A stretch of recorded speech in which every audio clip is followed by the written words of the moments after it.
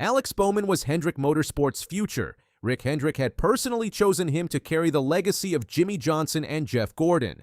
Then came one moment at 200 miles per hour that changed everything. Halfway through the race, Bowman didn't crash, wasn't injured, but he had to pull out of that car anyway. What happened next would spark a question that could destroy his entire career, and Hendrick Motorsports is hiding the real answer. Let me take you inside the Circuit of the Americas in Austin, Texas, where everything changed for Alex Bowman. It was supposed to be just another Sunday afternoon of high-speed competition on one of NASCAR's most challenging road courses. The engines were roaring, the crowds were cheering, and Bowman was doing what he'd done hundreds of times before, piloting his Chevrolet through the twisting corners at speeds that would terrify most people. But something went wrong.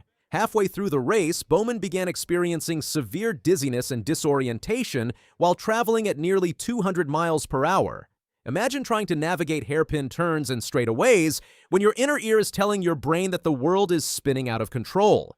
This wasn't just a momentary dizzy spell. Bowman was experiencing acute vertigo symptoms so severe that he made the unprecedented decision to pull his car off the track mid-race. In a sport where drivers regularly compete with broken bones and concussions, voluntarily exiting a race due to medical issues is almost unheard of. At Austin Medical Center, doctors immediately ran tests to determine the cause. The initial diagnosis pointed to an inner ear condition affecting balance and spatial orientation, exactly the kind of medical issue that could be catastrophic for a professional race car driver. But here's the darker turn. Hendrick Motorsports initially downplayed the severity, releasing carefully worded statements suggesting Bowman would be back in weeks. The reality was far different. Bowman's vertigo symptoms weren't improving. The dizziness, nausea, and disorientation were persistent and debilitating. Medical experts explained that recovery could take months, or in some cases might never fully resolve. What Hendrick didn't tell you was that they were already making contingency plans. Justin Allgaier was quietly brought in to substitute for Bowman. What started as a temporary role has now extended to 5 consecutive Cup Series races, with no clear timeline for Bowman's return. The medical reality of vertigo in motorsports is something NASCAR would prefer fans didn't understand. When your career depends on precise car control at 180 miles per hour, any condition affecting balance or spatial awareness becomes career-ending. Dr. Michael Thompson, a vestibular specialist, explains that vertigo symptoms can be triggered by the high G-forces and rapid direction changes required in NASCAR racing.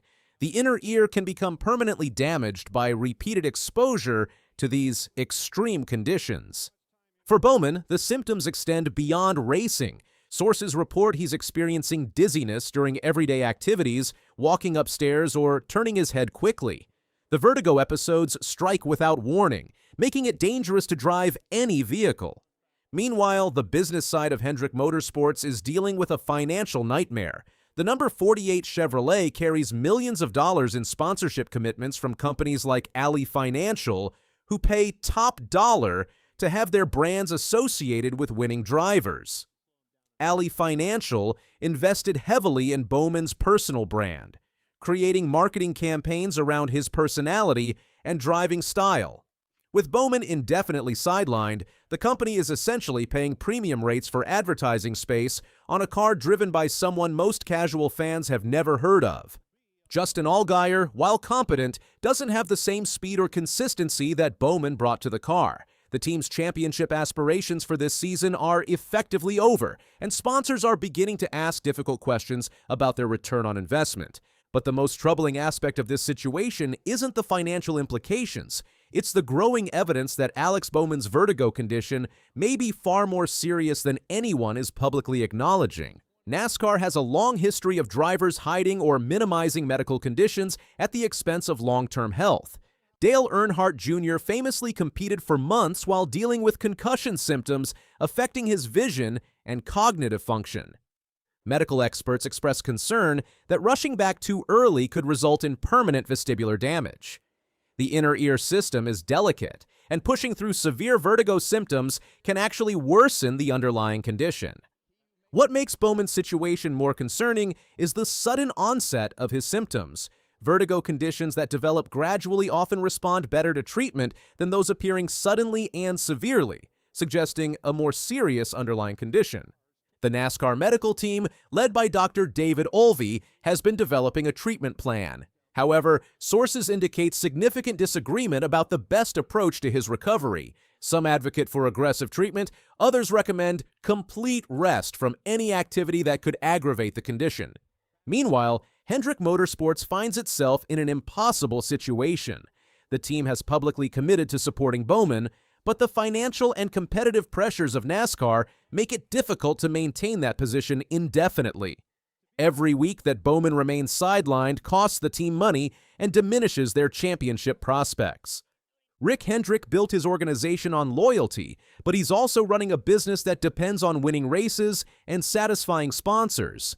The other Hendrick Motorsports drivers, Kyle Larson, William Byron, and Chase Elliott, are affected as well. The organization's resources and attention are being diverted to manage Bowman's medical crisis instead of maximizing performance for drivers who are competing. Industry insiders suggest that Hendrick Motorsports is quietly exploring contingency plans for the remainder of the season and beyond. While the team maintains public support for Bowman, they're evaluating potential replacement drivers who could take over the number 48 car if his condition doesn't improve. Making a driver change mid-season would require delicate negotiations with sponsors and could damage the team's reputation for loyalty. Justin Allgaier, the current substitute driver, has performed respectably, but at 37 years old, he's seen more as a short-term solution than a permanent replacement. The uncertainty is also affecting Bowman's personal life. Sources close to the driver report that he's struggling with depression and anxiety, his identity tied entirely to his ability to control powerful machines at extreme speeds. When that ability is taken away by a medical condition, it creates an identity crisis that extends far beyond career concerns. Bowman has reportedly been working with sports psychologists to cope with the mental health challenges accompanying his physical condition. While NASCAR drivers at his level earn substantial salaries, their contracts typically include performance clauses and medical exemptions that could reduce his income if he's unable to compete for extended periods. Unlike traditional sports leagues with guaranteed contracts and comprehensive disability insurance, NASCAR drivers bear more personal financial risk when medical conditions prevent them from competing. Bowman's future earnings depend entirely on his ability to return to competitive racing. A disturbing pattern has emerged. Bowman's vertigo symptoms have not improved significantly since the initial incident. Traditional treatments for vestibular disorders have shown limited effectiveness. The medical team's latest assessment indicates that Bowman may be dealing with post-traumatic vertigo, which can develop after exposure to extreme G-forces over extended periods. This type of vertigo is notoriously difficult to treat and may never fully resolve. Dr. Patricia Williams, a neurologist specializing in balance disorders, explains that post-traumatic vertigo can be career-ending for drivers and pilots who require perfect spatial orientation. The condition causes sudden, dizzy spells that occur without warning, making it dangerous to operate any vehicle at nearly 200 miles per hour. The NASCAR medical staff faces an ethical dilemma in deciding whether to clear Bowman for competition if his symptoms don't fully resolve. Recent changes to NASCAR's concussion protocol, implemented after Dale Earnhardt Jr.'s career, ending head injuries have made the medical staff more conservative about clearing drivers with neurological conditions. Vertigo falls into a gray area that wasn't specifically addressed in the updated protocols. Meanwhile, Hendrick Motorsports continues to publicly support Bowman while privately preparing for the possibility that his absence could become permanent. Industry sources suggest that Rick Hendrick has given Bowman until the end of this season to demonstrate significant improvement. The 2025 NASCAR season begins with the Daytona 500 in February, roughly 4 months to recover. Medical experts indicate that timeline may not be realistic. If Bowman is unable to return for the start of next season, Hendrick Motorsports would need to find a permanent replacement driver and renegotiate their sponsorship agreements with companies like Alley Financial. The financial and competitive implications would reverberate throughout the organization. For now, Alex Bowman remains in medical limbo, watching his racing career slip away one missed race at a time. The driver who once seemed destined for NASCAR stardom now faces the possibility that his dreams ended on a Texas afternoon when his inner ear betrayed him. The next few months will determine whether this is a temporary setback or the beginning of the end for one of NASCAR's most talented young drivers. What's certain is that a condition starting with a single dizzy spell may ultimately cost him everything he's worked his entire life to achieve. If you're interested in more NASCAR controversies and stories teams don't want you to know, there's another video about the financial crisis hitting smaller racing teams.